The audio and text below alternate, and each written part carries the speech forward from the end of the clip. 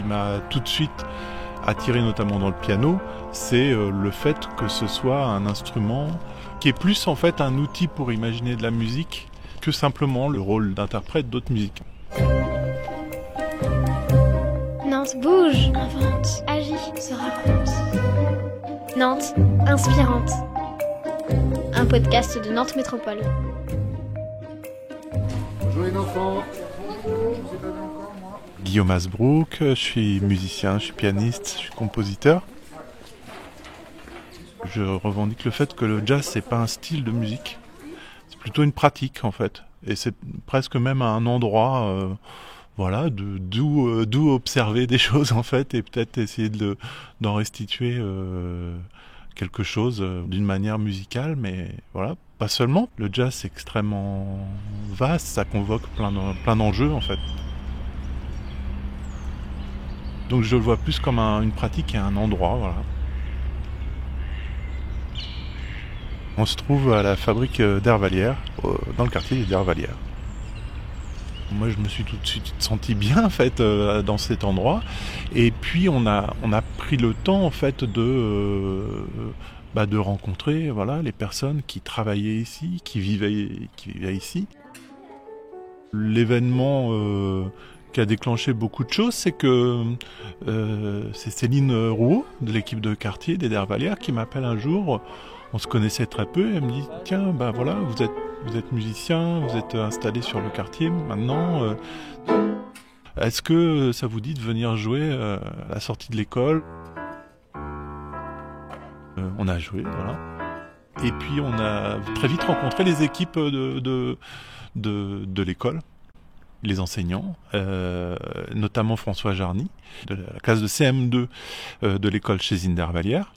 Et sa classe, du coup, est très impliquée, elle est au centre du projet, avec les collégiens de Rosa Parks, au centre du projet Les Sauvages d'opéra, voilà, qu'on mène en ce moment. Du décor. Est-ce que vous vous souvenez du décor de la scénographie ? Oui. Donc ça veut dire, est-ce que vous vous imaginez... On a tout de suite voulu, en résidant ici, inscrire ces projets-là dans la durée. Et je pense que si on n'avait pas inscrit ça dans la durée, aujourd'hui on ne serait pas en train d'imaginer un opéra.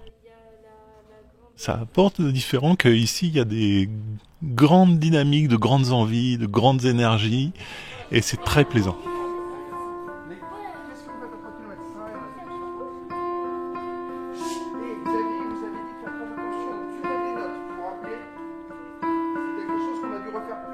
Donc la spécificité de ce projet, c'est que c'est une création, en effet, qui a été imaginée depuis le quartier des Hervallières, vraiment, avec un travail qui a été mené par Guillaume Lavenant, qui est écrivain, Guillaume Carreau, qui est plasticien scénographe, qui ont mené des ateliers sur toute l'année dernière, en réalisant des cartes subjectives du quartier avec les collégiens de Rosa Parks.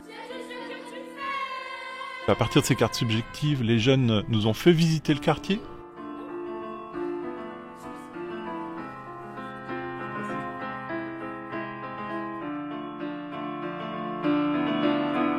Et tout ce travail, en fait, a permis de dégager l'idée de la scénographie, du décor, qui sera sur la scène de l'opéra.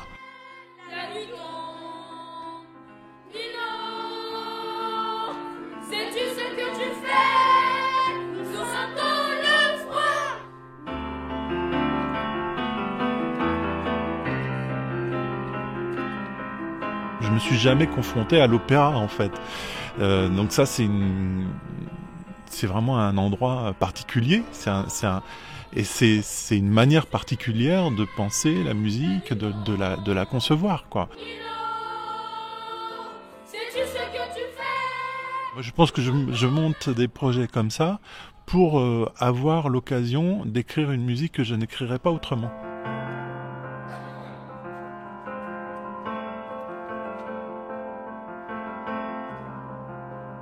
Bien. Nantes Inspirante, un podcast de Nantes Métropole. Salut les moineaux, salut les vermisseaux.